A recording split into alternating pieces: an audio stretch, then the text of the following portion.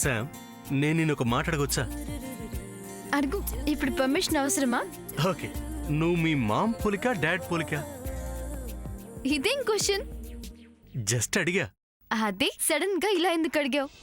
మరేం లేదు, ఆడపిల్లలకి తండ్రి పోలికొస్తే అదృష్టం అంటారు కదా, సో నువ్వెవరి పోలికో తెలుసుకుందామని.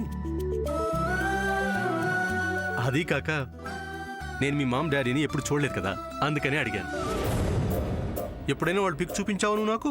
చేదు కాఫీ మమ్మీని చూడకపోవడం ఏంటి? చిన్నప్పుడు చూసే ఉంటాడుగా, మరి చూడలేదని ఎలా అంటున్నాడు? హలో, నువ్వు ఎవరి పోలికో తెలుసుకుందామని క్యూరియాసిటీతో అడిగాను. దానికి ఇప్పుడు రెస్టారెంట్లో నుంచో ఆలోచించడం అవసరం?